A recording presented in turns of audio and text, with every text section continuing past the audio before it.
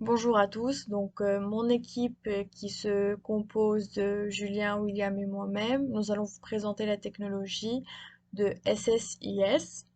Durant cette présentation, nous allons débuter par vous décrire cette technologie.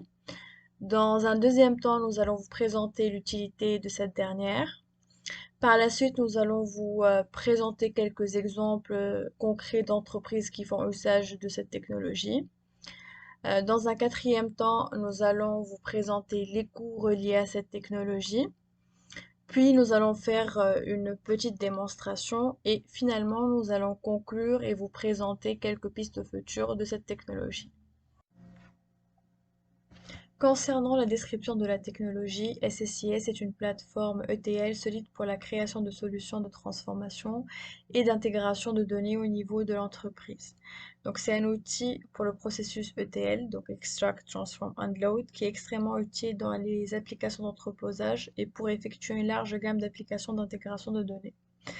C'est un moyen de déplacer et de transformer des données d'un point à un autre à partir de diverses sources de données. Donc SSIS peut extraire des données d'une grande variété de sources telles que les bases de données SQL Server, les fichiers Excel, les bases de données Oracle, des fichiers de données XML, des fichiers plats, des sources de données relationnelles, des fichiers CSV, texte, etc.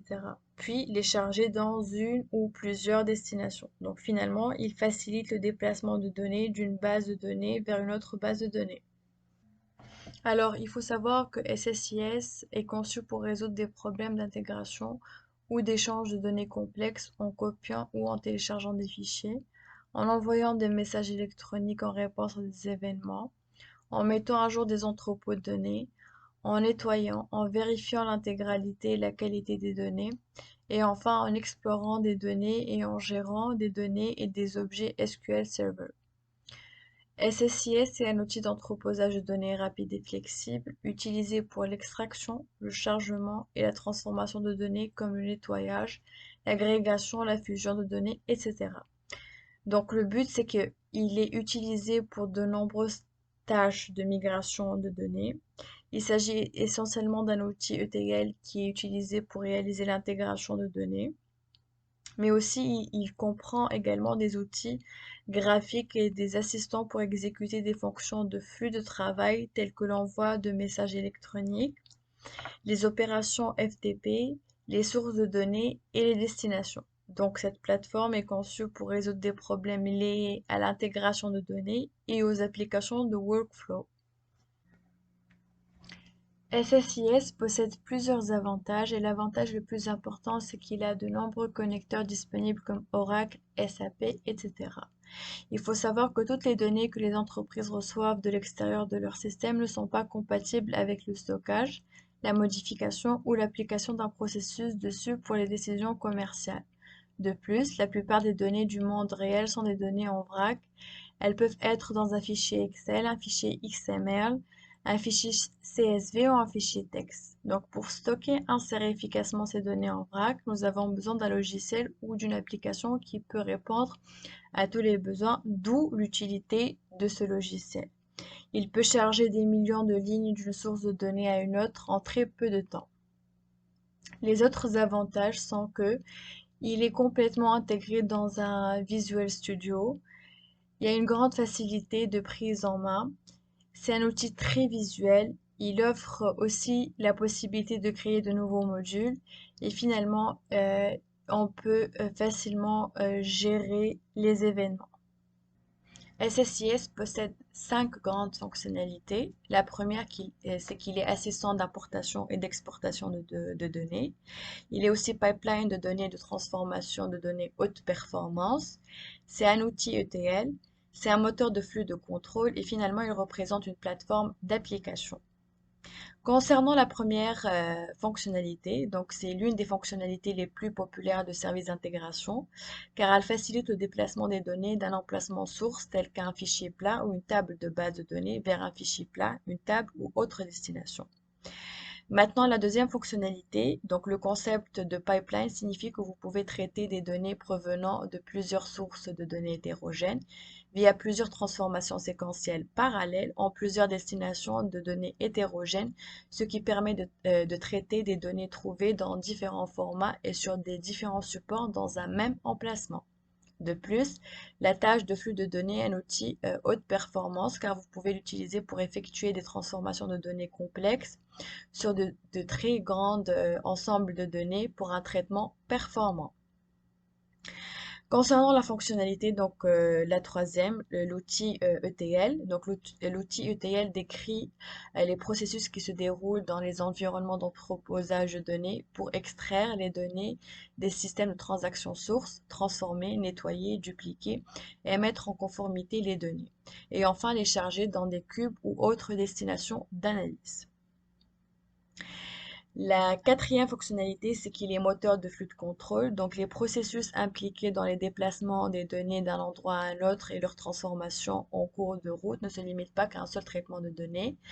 SSIS fournit un flux de contrôle pour effectuer un travail qui est lié au traitement réel qui se produit dans le flux de données, y compris le chargement, la suppression, la création de tables, la reconstruction d'index, l'exécution de sauvegarde et tout autre nombre de tâches. Il fournit un flux de contrôle complet pour prendre en charge de telles activités. Et finalement, il représente donc une plateforme d'application. Les développeurs peuvent créer des applications qui utilisent le service d'intégration comme une plateforme en incorporant les moteurs dans leurs applications à l'aide des modèles d'objets fournis. SSIS possède certes des avantages, mais il a des inconvénients aussi. Et l'une des plus grandes limitations de SSIS, c'est l'authentification Windows. Donc, il ne prend en charge que Microsoft Windows. Le manque de prise en charge pour d'autres systèmes d'exploitation limite ses capacités d'intégration de données dans de nombreux environnements. La deuxième limitation, c'est les composants tiers. Donc, il est difficile de trouver des outils tiers prenant en charge SSIS. Il n'est pas nécessairement adapté à tous les environnements et en particulier si vous ne voulez pas vous limiter que aux services de Windows. Passons maintenant à des exemples d'entreprises qui utilisent SSIS pour leurs besoins d'entreposage de données. À ce jour, SSIS détient environ 10% des parts de marché des logiciels d'intégration des données. Cela équivaut à plus de 63 000 entreprises dans le monde qui utilisent cette plateforme. On notera ainsi la présence de compagnies telles que Samsung, Walmart, Apple et Amazon parmi beaucoup d'autres. Les chiffres montrent que c'est dans le secteur technologique qu'un grand nombre d'entreprises utilisent SSIS. Viennent ensuite les secteurs des services aux entreprises, de la manufacture, de la finance, etc. Selon une enquête réalisée, les 4 principales caractéristiques qui attirent les entreprises vers SSIS sont l'entreposage, l'intégration, le stockage et la préparation des données. L'intégration transparente et étroite avec la famille de produits Microsoft, comme Power BI, SSIS et SSRS, est une autre raison pour laquelle SQL Server Integration Services est un choix si populaire. Quant à ses concurrents, les principales entreprises qui fournissent des logiciels similaires ou alternatifs sont Data Integrator d'Oracle, PowerCenter d'Informatica, OpenStudio de Talend et Azure Data Factory, un autre produit de Microsoft. Pour ce qui en est des coûts, puisque SSIS fait partie de la suite SQL Server, la configuration de ce dernier peut être faite en même temps que l'installation de SQL Server. Nous allons donc plutôt vous présenter les coûts liés à l'obtention de licences SQL Server. Il existe d'autres options pour acheter des licences SQL Server, mais les 4 principales sont réparties comme suit. Avec les prix pour un noyau en USD, nous avons les licences perpétuelles qui ont un coût unique et les abonnements annuels à un prix inférieur. Nous avons également le choix entre l'édition standard et l'édition Enterprise pour les entreprises qui recherchent des fonctionnalités supplémentaires offrant une plus grande évolutivité et de meilleures performances. En tant que logiciel, SSIS n'a pas été conçu pour être utilisé par des usagers non techniques. À ce titre, voici 3 compétences et aptitudes que nous estimons essentielles pour les utilisateurs afin d'optimiser le potentiel de SSIS. Tout d'abord, il faut savoir comment développer et mettre en œuvre le processus ETL pour un grand volume de données.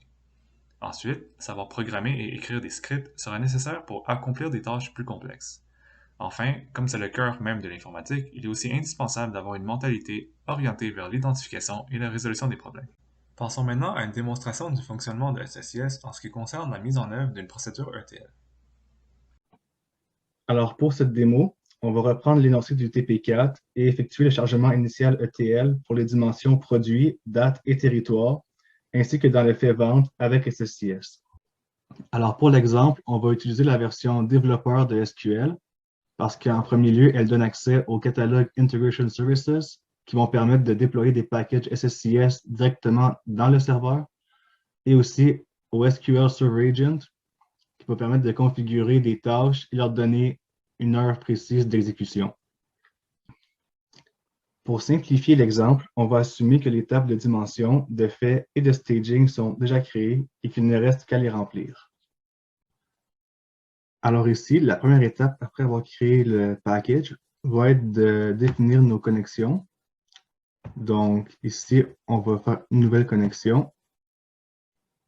On va connecter le package SSIS au numéro de serveur.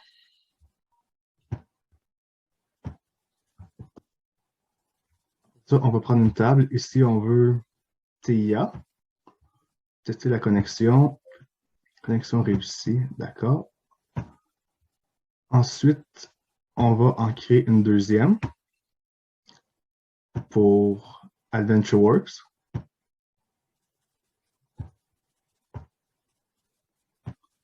La connexion est établie. La troisième va être une source de fichiers plats qu'on va trouver dans nos fichiers personnels. Ici, on veut prendre les évaluations de produits. On teste les colonnes, c'est bon. La deuxième étape consiste à remplir la table de staging avec les données qui sont déjà dans la base de données AdventureWorks et celles qui se trouvent dans la connexion CSV. Alors, pour ce faire, on va prendre une Dataflow Task et dans celle-ci, on va utiliser, dans le fond, une source de base de données qu'on va trouver ici, ainsi qu'une source plateforme pour le fichier CSV qu'on a pris en connexion, avec pour chacun une destination qui va être la table de staging. Alors, on va déclarer, dans le fond, que ce n'est pas d'évaluation qu'on veut. Parfait. On la connecte ici. Ici, on veut TIA. On veut le stage rating. On assigne product ID.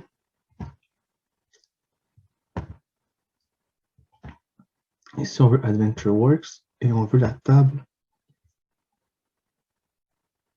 Production.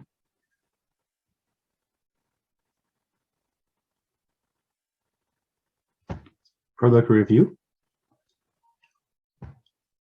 Qu'on va relier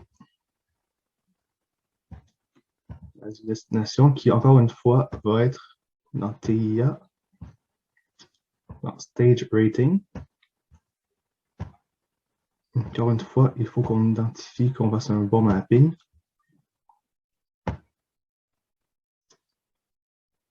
Ensuite, la troisième étape consiste à insérer les observations d'AdventureWorks et de la table de staging dans les dimensions appropriées. Donc pour ça, on va prendre un autre Dataflow Task qu'on va relier au précédent. Et pour chaque dimension, on va avoir besoin d'une table de source qui va contenir, dans le fond, une table temporaire qu'on va générer grâce à des requêtes SQL. Par exemple, pour la dimension produit. Alors, on va spécifier qu'on veut la base de données TIA. Et on va faire une commande SQL ici qui va afficher les données qu'on a besoin.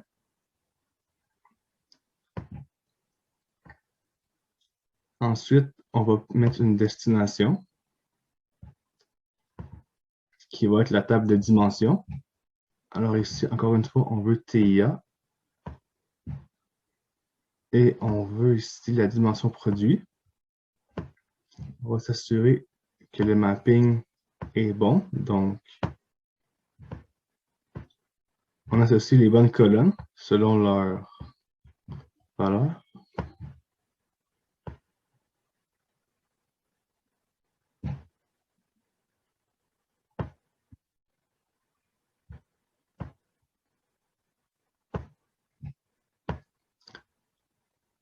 Et on répète le processus pour les dimensions date et territoire.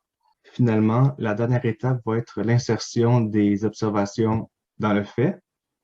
Alors pour ce faire, on utilise un autre Dataflow Task avec une procédure très similaire à l'insertion dans les dimensions. Donc, on va prendre une base de données comme source, spécifier qu'on veut TIA, et à la place de la vue, faire une commande SQL qui va être une sorte de table temporaire qui va contenir, dans le fond, ce qu'on veut insérer dans le fait. Pour l'instant, c'est vide parce que toutes les autres tables de dimensions sont vides aussi.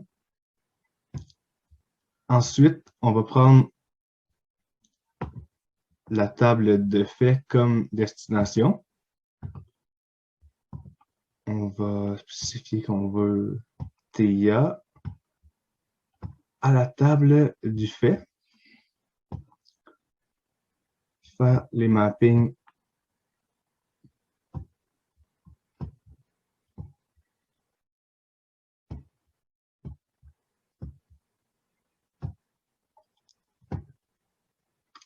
et voilà, le processus ETL est complet. Alors maintenant, on va déployer le package dans le serveur. Ça se fait de cette manière.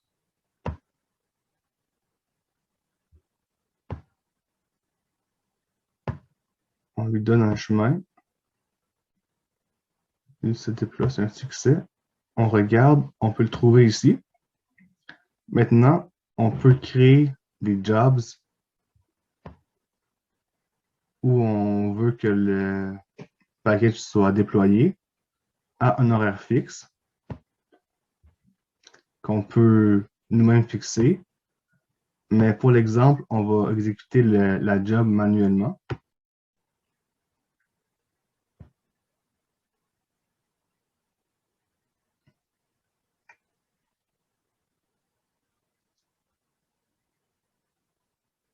C'est un succès.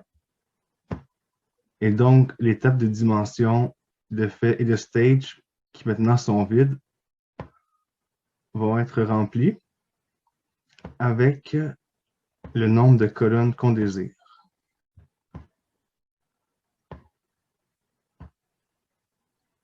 Donc, en résumé, SQL Server Integration Services est une plateforme importante de la famille SQL Server avec laquelle les utilisateurs peuvent concevoir et mettre en œuvre de multiples flux de travail, modernisant ainsi la progression de la consolidation des données à partir de sources de données multiples. Cette opération s'effectue par le biais du processus ETL qui constitue le cœur de l'aspect entrepôt de données de SSIS. Par ailleurs, les principales caractéristiques pour lesquelles les entreprises envisagent d'utiliser SSIS sont les suivantes. L'intégration des données provenant de sources multiples, nettoyage et standardisation des données, la mise en place du BI dans le processus de transformation des données et l'intégration étroite avec la famille de produits Microsoft parmi beaucoup d'autres. Avec le nouveau service ETL de Microsoft basé sur le cloud, Azure Data Factory, certains voient un avenir où SSIS commencera à être déprécié. Bien qu'il s'agisse de deux outils ETL partageant un certain nombre de fonctionnalités, il s'agit de deux produits totalement distincts, chacun ayant ses propres forces et faiblesses. Azure Data Factory n'est pas un remplacement pour SSIS. Avec Microsoft qui continue clairement à soutenir SSIS et, compte tenu de son utilisation omniprésente dans les entreprises du monde entier, il est peu probable qu'il soit déprécié dans un avenir proche. Enfin, voici quelques points à considérer avant de décider si SSIS est la bonne solution pour vous ou votre entreprise. Il faut garder à l'esprit que la maîtrise d'un nouveau logiciel ou service nécessite du temps et de la pratique. Il faut examiner les fonctionnalités et les caractéristiques du logiciel et de s'assurer qu'elles sont adaptées aux besoins de l'entreprise. Il serait également judicieux d'envisager d'autres solutions et logiciels car SSIS avec SQL Server n'est pas le produit le plus abordable sur le marché. Des outils ETL open source ou des alternatives moins chères devraient être envisagées avant de prendre une décision finale. Merci beaucoup!